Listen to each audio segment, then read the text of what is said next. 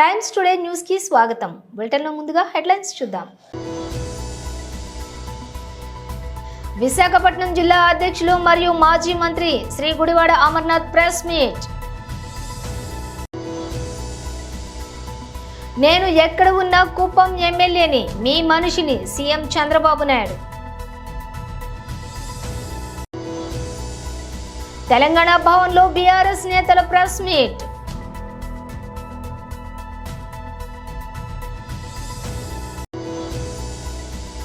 Cherlapally terminal ప్రారంభోత్సవంలో ముఖ్యమంత్రి రేవంత్ రెడ్డి.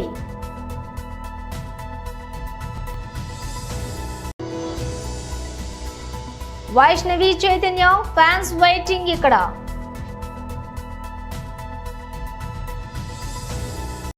ఇక డీటెయిల్స్ చూస్తే విశాఖపట్నం జిల్లా అధ్యక్షులు మరియు మాజీ మంత్రి శ్రీ గుడివాడ అమర్నాథ్ ప్రెస్ మీట్ నిర్వహించారు. ముఖ్యమంత్రి గారికి సంబంధించినటువంటి కార్యక్రమానికి ఏర్పాట్లు, దేశ ప్రధాని మన రాష్ట్రానికి వచ్చినప్పుడు గౌరవంగా చూసుకోవాల్సినటువంటి బాధ్యత ఇవన్నీ ఉన్నప్పటికీ వచ్చి ఆ పని చూసుకొని వెళ్ళిపోయి ఉంటే బాగుండేది. కానీ జగన్మోహన్ రెడ్డి గారి ప్రభుత్వం మీద, గత ప్రభుత్వం మీద, వారి నిర్ణయాల మీద లేనిపోయినటువంటి ఆరోపణలు, రాజకీయ ప్రసంగాలు, రాజకీయ విమర్శలు చేసి నిన్న అబాస్పాలైపోయినటువంటి సందర్భాలు కనబడతా ఉన్నాయి. వాస్తవానికి రాష్ట్రంలో సకల శాఖ మంత్రిగా, ఏ శాఖ మీద కూడా అవగాహన లేనటువంటి సకల శాఖ మంత్రిగా గడిచినటువంటి 7 నెలలుగా లోకేష్ గారు మంచి పేరు తెచ్చుకున్నారు. మంచి కలెక్షన్ కింగ్గా గడిచినటువంటి 7 మాసాలు రాష్ట్రంలో ఎక్కడ ఏ రకమైనటువంటి దోపిడీ చేయాలి, అన్ని శాఖల్ని ఆయన గుప్పెట్లో పెట్టుకొని ఏ శాఖ నుంచి ఏ రకంగా రాబడి వస్తుందన్నటువంటి దాని మీద ఎక్కువ శ్రద్ధ పెట్టినటువంటి వ్యక్తిగా పేరుగాంచినటువంటి సందర్భాలు మనం చూసాం.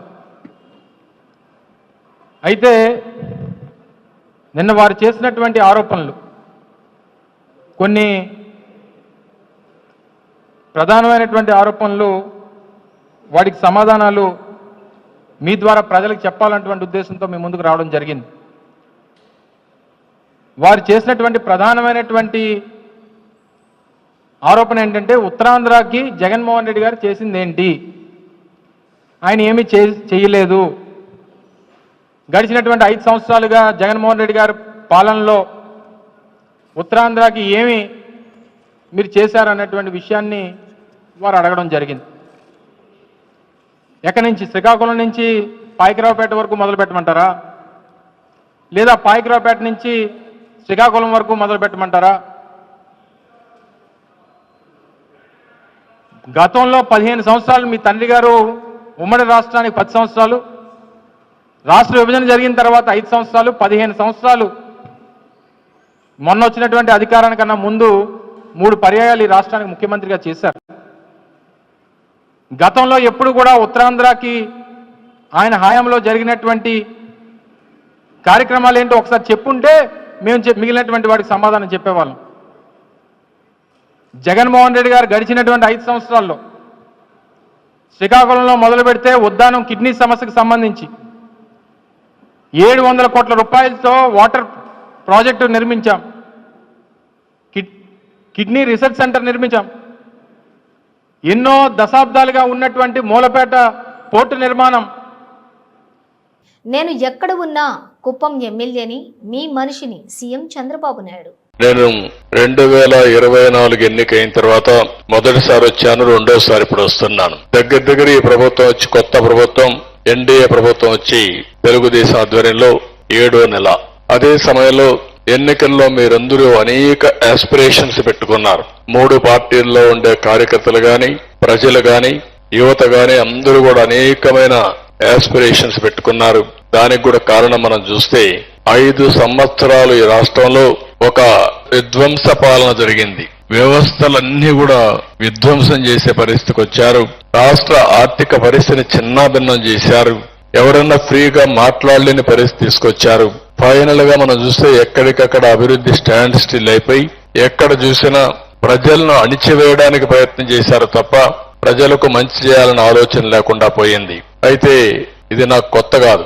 ఈ నియోజకవర్గం నుంచి ఎమ్మెల్యేగా నేను ఎక్కడున్నా కుప్పం ఎమ్మెల్యేని, ఈ నియోజకవర్గం ఎమ్మెల్యేని. ఆ రోజు సమైక్య ఆంధ్రప్రదేశ్ లో కూడా నేను ఎమ్మెల్యేగా ఉండి సుదీర్ఘకాలం 9 సంవత్సరాలు ముఖ్యమంత్రిగా పనిచేశాను. 10 సంవత్సరాలు ప్రతిపక్ష నాయకుడిగా పనిచేశాను సమైక్య ఆంధ్రప్రదేశ్ లోని.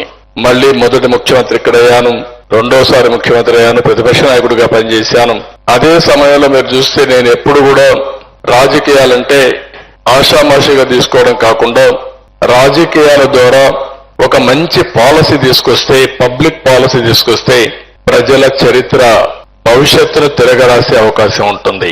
ఈ రోజు ఒక దేశంలో ఒక మంచి నాయకుడుండి, ఒక రాష్ట్రంలో ఒక మంచి నాయకుడుండి, లేకపోతే ఒక కుటుంబానికి కూడా ఒక సమర్థవంతమైన నాయకుడుంటే సమర్థవంతంగా ప్లాన్ చేయగలిగితే ఏదైనా సాధ్యం. అది చేసి నిరూపించిన పార్టీ తెలుగుదేశం పార్టీ అని చెప్పి కూడా నేను మీకు తెలియజేస్తున్నా. తెలంగాణ భవన్ లో బీఆర్ఎస్ నేతలు ప్రెస్ మీట్ నిర్వహించారు. ఆడుకోవచ్చు అనేటువంటి అభిప్రాయాన్ని చాలా స్పష్టంగానే బహిర్గతం చేస్తున్నారు. పలు సందర్భాల్లో అది వెల్లడవుతా ఉంది. ప్రభుత్వ పరంగా తీసుకున్నటువంటి ఒక నిర్ణయం, అది కూడా ఒక అంతర్జాతీయ సంస్థతో జరిగినటువంటి ఒప్పందం, దాని ధర్మిలా జరిగిన పరిణామాలన్నీ అత్యంత స్పష్టంగా ప్రజల ముందు ఉంచినప్పటికీ కూడా అందులో ఏమీ లేకున్నా ఆ కేసులో అవినీతి జరిగిందంటూ ఒక తప్పుడు ఆరోపణతో ఫిర్యాదు చేసి బేస్లెస్గా ఒక ఎఫ్ఐఆర్ను రిజిస్టర్ చేయడం జరిగింది. అదంతా కూడా మనందరికీ తెలిసిందే, ప్రజలకు తెలిసిందే. దాని మీద హైకోర్టులో ఆ ఎఫ్ఐఆర్ను రద్దుపరచాలని, దానికి ప్రాథమికంగానే ప్రైమా ఫేసి ఎవిడెన్స్ ఏమీ లేదు అని చెప్పి హైకోర్టులో వేసినటువంటి విచారణలో సుదీర్ఘ వాదోపవాదాలు జరిగినాయి. కేటీఆర్ గారి వాదనతో పాటు ఏసీబీ కూడా సుదీర్ఘంగా వాదించింది. అట్టి కేసులో తీర్పు రిజర్వ్ చేసింది హైకోర్టు. ఈ తీర్పు వచ్చే లోపే పోలీస్ వ్యవస్థ, ప్రత్యేకంగా ఏసీబీ అధికారులు కొంత అత్యుత్సాహాన్ని ప్రదర్శించడం, రాజభక్తిని, స్వామి భక్తిని చట్టానికి, రాజ్యాంగానికి అతీతంగా చూపించేటువంటి ఒక వ్యక్తిగత సైకోఫాన్సీ పెంచేటువంటి పరిస్థితులు మనం కనిపిస్తూ ఉన్నాయి. విచారణ ఏ కేసైనా చట్టబద్ధమైనటువంటి సంస్థలు, ఏ ప్రభుత్వాలున్నా చట్టబద్ధమైనటువంటి సంస్థలు ఎప్పుడైనా సరే, విచారణ సంస్థలు ఎప్పుడైనా సరే, విచారణ ప్రక్రియ ఫేర్ అండ్ అంటే చాలా స్పష్టంగా, క్లియర్గా, ఓపెన్గా విచారణ అనేటువంటిది సక్రమంగా, నిష్పక్షపాతంగా జరపడమే కాకుండా జరుగుతున్నట్లు ప్రజలు భావించేటట్లు చూడడం కూడా ఆ సంస్థల యొక్క బాధ్యత. పలుమార్లు సర్వోన్నత న్యాయస్థానంతో పాటు పలు హైకోర్టులు కూడా స్పష్టం చేసినాయి, మీరు చేసే విచారణ ఫేర్ అండ్ అన్బయాస్డే కాకుండా ఫేర్గా జరుగుతుందనేటువంటి అభిప్రాయం కూడా ప్రజలకు కలగడం, అది వ్యవస్థల పట్ల నమ్మకం కలిగిస్తుంది. కాబట్టి నమ్మకం కోల్పోయే రీతిలో విచారణ జరగకూడదు అని చెప్పింది. మరి ఒకవైపు హైకోర్టులో తీర్పు రిజర్వ్ అయినటువంటి ధర్మిలా ఏసీబీ వాళ్ళు సుమోటో తమకు తామే తీర్పు వచ్చే వరకు మీ హాజరు అవసరం లేదు, తర్వాత మేము పిలుస్తామని అనవచ్చు. ఏం ముళ్ళైపోతుంది, ఏం కుప్పలు అడగబోతున్నాయి? సరే, పిలిచినారు కాబట్టి, నోటీస్ ఉంది కాబట్టి, చట్టం మీద, రాజ్యాంగం మీద గౌరవం ఉంది, న్యాయ వ్యవస్థ మీద గౌరవం ఉంది కాబట్టి మా వర్కింగ్ ప్రెసిడెంట్ కేటీఆర్ గారు తన న్యాయ సలహాదారులతో పాటు, న్యాయ నిపుణులతో పాటు తను పెట్టుకున్నటువంటి న్యాయవాదులను తీసుకొని ఏసీబీ కార్యాలయానికి వెళ్ళారు. చర్లపల్లి టెర్మినల్ ప్రారంభోత్సవంలో ముఖ్యమంత్రి Revanth Reddy, Babuji, railways minister Ashwini Vaishnaw ji Kishan Reddy ji, Bandi Sanjay ji, Jitendra ji, and my colleague Mr. Sridhar Babu, Malkajgiri parliament member Peter Rajendra ji, सबको नमस्कार। प्रधानमंत्री जी नरेंद्र मोदी जी को तेलंगाना जनता की तरफ से मैं धन्यवाद कहना चाहता हूं, क्योंकि बहुत सालों से ये चर्लपल्ली टर्मिनल का काम पेंडिंग पड़ा हुआ था। आज तेलंगाना जनता को ये चर्लपल्ली टर्मिनल स्टेशन बहुत उपयोग होने वाले हैं। क्योंकि ये Hyderabad Telangana state landlocked state है। पोर्ट का कोई फैसिलिटी नहीं है, खाली रेलवे लाइन ही हमारा तेलंगाना तरक्की करने के लिए रेलवे लाइन का बहुत जरूरी है। आज पूरे किए और प्रधानमंत्री जी और तेलंगाना जनता को ये अंकित कर रहा है, तो तेलंगाना के लिए बहुत उपयोग होगा। इसीलिए मैं प्रधानमंत्री जी को धन्यवाद कहना चाहता हूँ तेलंगाना जनता की तरफ से। और दूसरी बात रहा, ये दो छोटे छोटे मुद्दे हैं प्रधानमंत्री जी के ध्यान में रखना चाहता हूँ मैं। इससे पहले हमारे लिए काजीपेटा इंटीग्रेटेड रेलवे कोच फैक्ट्री मंजूर हुआ है। ये रेलवे निगम लिमिटेड को आदेश दिए तो जल्दी से ये काम शुरू होने वाला है। इसका एक प्रधानमंत्री जी का ध्यान पे मैं लाना चाहता हूँ। और दूसरी बात रहा, Hyderabad Telangana state is landlocked state, हमको कोई पोर्ट नहीं है, मगर आंध्र प्रदेश में जो बंदर पोर्ट है हमारे बहुत नजदीक का पोर्ट है। तो डेडिकेटेड ग्रीनफील्ड हाईवे के साथ साथ एक डेडिकेटेड रेलवे लाइन अगर डाले तो वहाँ पर यहाँ पर इंडस्ट्रियल हम ड्राई पोर्ट बना देके यहाँ पर इंडस्ट्रियल पार्क्स डेवलप करने का बहुत अच्छा मौका है। उसमें ऑटोमोबाइल इंडस्ट्री, ऐसे ही तेलंगाना में आपको पता है कि फार्मा इंडस्ट्री बहुत अच्छा है। यहाँ पर इंडिया में 35% of the bulk drugs produced in Hyderabad Telangana state. तो वो डेडिकेटेड रेलवे लाइन आने की वजह से हम लोग ट्रांसपोर्टेशन आसान हो जाएंगे और ऑटोमोबाइल इंडस्ट्री भी तेलंगाना आने के लिए बहुत आसान हो जाएंगे। उसके साथ साथ इलेक्ट्रिक व्हीकल्स का भी मैन्युफैक्चरिंग तेलंगाना में लगाने के लिए बहुत अच्छा है। प्रधानमंत्री जी ने जो 2023 में जो अनाउंस किया था रीजनल रिंग रोड हैदराबाद शहर के ऑल अलाइंग विद हैदराबाद शहर 370 किलोमीटर रीजनल रिंग रोड अभी बनाने वाले हैं। उसमें से 170 किलोमीटर का प्रधानमंत्री जी अभी टेंडर्स भी बुलवाए, बाकी का जो बाकी है वो भी हमारे प्रधानमंत्री जी वादा किया था आगे वो भी हमारा डेवलपमेंट में जाने वाले। तो उसके साथ साथ में रीजनल रिंग रेल भी बनाने का जरूरी है, क्योंकि ये तेलंगाना स्टेट अगर ये रीजनल रिंग रोड और रीजनल रिंग रेल बनाए तो 60% of the Telangana will become an urbanised जब हो जाएंगे तब हमारे लिए जो इन्वेस्टमेंट इंडस्ट्रियल डेवलपमेंट के लिए भी बहुत जरूरी होगा। और रीजनल रिंग रेल का भी आप एक मंजूर किए तो तेलंगाना के लिए बहुत अच्छा है। और मेट्रो रेल दिल्ली के बाद हमारे Telangana second longest railway metro rail था, मगर 10 साल से कोई कुछ डेवलपमेंट नहीं हो पाया, इसीलिए हम 9th प्लेस को चला गए। अभी తొలి సినిమాతోనే హిట్ కొట్టాలి, అప్పుడే అవకాశాలు వరుస పెడతాయి. అలా వరుసగా చేసుకుంటూ వెళ్ళిన కొన్ని సినిమాలలో 1, 2 ఫ్లాప్ అయినా పెద్దగా కంగారు పడవలసిన పని లేదు. వాటిని మరిపించే హిట్స్ వెంటనే పడిపోతే సరిపోతుందని హీరోయిన్స్ భావిస్తూ ఉంటారు. అందువల్లనే వరుస సినిమాలను ఒప్పేసుకుంటూ ముందుకు వెళ్తున్నారు. అయితే అందుకు భిన్నంగా వైష్ణవి చైతన్య వ్యవహరించడం అభిమానులను ఆశ్చర్యపరుస్తోంది. బేబీ సినిమాతో వైష్ణవి చైతన్య యూత్ను ఒక ఊపేసింది. వైష్ణవి పాత్రను డిజైన్ చేసిన తీరు, ఆ పాత్రకి ఆమె యాడ్ చేసిన గ్లామర్ నటన ఆ సినిమా విజయంలో కీలకమైన పాత్రను పోషించింది. ఆ సినిమా హిట్ తర్వాత ఇక ఆమె హవా కొనసాగుతుందని అంతా భావించారు. కానీ ఏడాది తర్వాత ఆమె నుంచి ఒకే ఒక్క సినిమా వచ్చింది. ఆ సినిమా పేరే లవ్ మీ. ఈ సినిమా ఆశించిన స్థాయిలో ఆడలేదు. వైష్ణవి గురించి ఎవరూ పెద్దగా మాట్లాడుకోలేదు. వైష్ణవి తాజా చిత్రంగా జాగ్ కొంచెం క్రాక్ రూపొందుతోంది. సిద్ధు జొన్నలగడ్డ జోడీగా ఈ సినిమాలో ఆమె కనిపించింది. బీవీఎస్ఎన్ ప్రసాద్ నిర్మిస్తున్న ఈ సినిమాకి బొమ్మరిల్లు భాస్కర్ దర్శకత్వం వహిస్తున్నాడు. చిత్రీకరణ పరంగా ఈ సినిమా ముగింపు దశకి చేరుకుంది. ఏప్రిల్ 10వ తేదీన ఈ సినిమాను విడుదల చేయనున్నారు. అంటే లవ్ మీ తర్వాత ఏడాదికి ఈ సినిమా వస్తోంది. ఏ రోజుకు ఆ రోజు కొత్త హీరోయిన్స్ ఎంటర్ అవుతుంటారు కనుక వైష్ణవి కాస్త స్పీడ్ పెంచవలసిందేననేది fans talk. Game changer pre release event తిరుగు ప్రయాణంలోని ప్రమాదవశాత్తు మరణించిన 2 అభిమానులకు నిర్మాత దిల్ రాజు 10 లక్షల ఆర్థిక సాయం ప్రకటించారు. శనివారం రాజమహేంద్రవరంలో game changer pre release event జరిగిన సంగతి తెలిసిందే. ఆ వేడుకల్లో పాల్గొని తిరిగి ఇళ్లకు వెళుతున్న క్రమంలో జరిగిన రోడ్డు ప్రమాదంలో కాకినాడ జిల్లా గైగోలుపాడుకు చెందినటువంటి 6వ మణికంఠతో కూడా కాడా చరణ్ మరణించారు. అయితే ఇక ఈ ఘటన గురించి తెలిసిన వెంటనే నిర్మాత దిల్ రాజు మీడియా సమక్షంలో స్పందించారు. ఆయన మాట్లాడుతూ game changer pre release event చాలా ఘనంగా జరిగింది. ఆ విషయంపై మేము సంతోషంగా ఉన్న సమయంలో ఇలా ఇద్దరు అభిమానులు తిరుగు ప్రయాణంలో జరిగిన ప్రమాదంలో చనిపోవటం ఎంతో బాధాకరం. వారి కుటుంబాలకు నేను అండగా ఉంటాను. నా వంతుగా వారి కుటుంబాలకు చెరో 5 లక్షలు ఆర్థిక సహాయాన్ని అందిస్తున్నాను.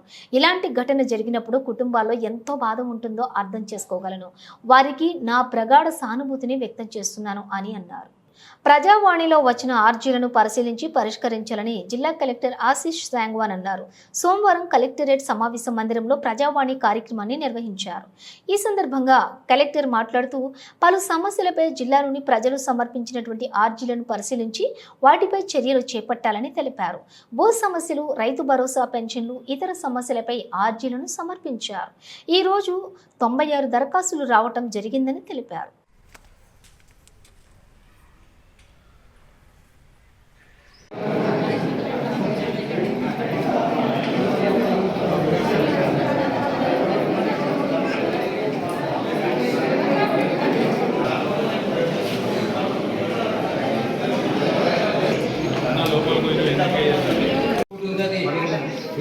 ఏం చేసారు మరి ఓపెన్ మీరే ఓపెన్ చేసి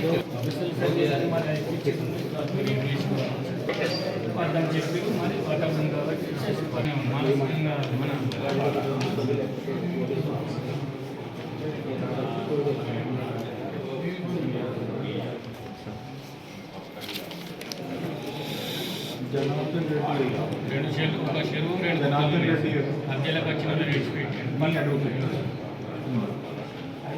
చదువుకుంటారు కూడా చేయించండి. మీ పేరు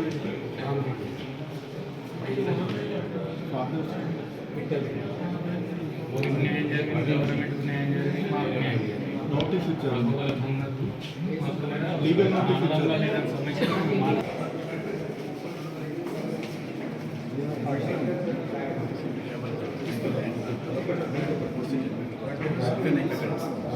సమస్య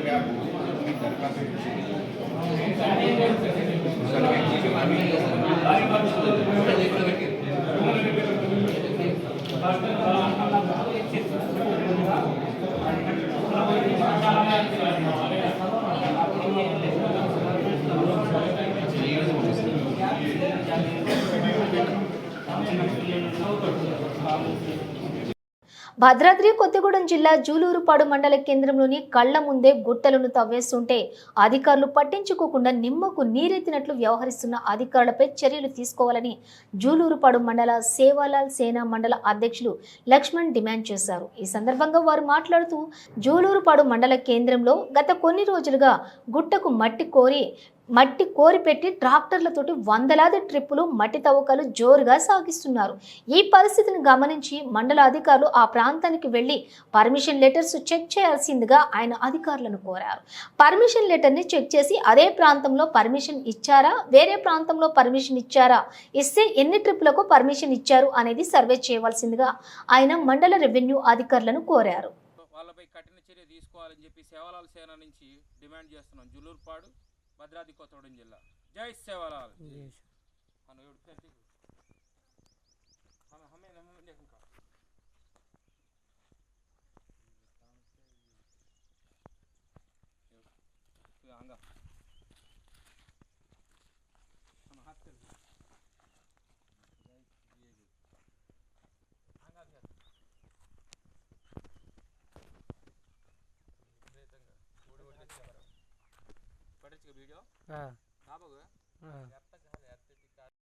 బులెటిన్ ముగించే ముందు హెడ్లైన్స్ మరోసారి.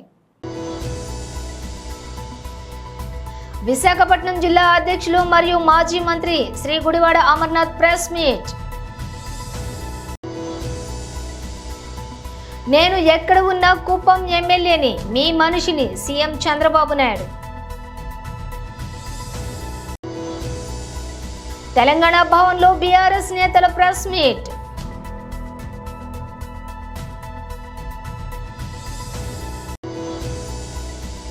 చెర్లపల్లి టెర్మినల్ ప్రారంభోత్సవంలో ముఖ్యమంత్రి రేవంత్ రెడ్డి.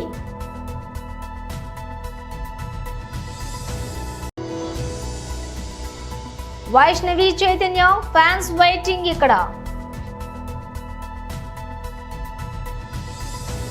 ఇవి బులెటిన్ విశేషాలు. మరో బులెటిన్తో మళ్ళీ కలుద్దాం.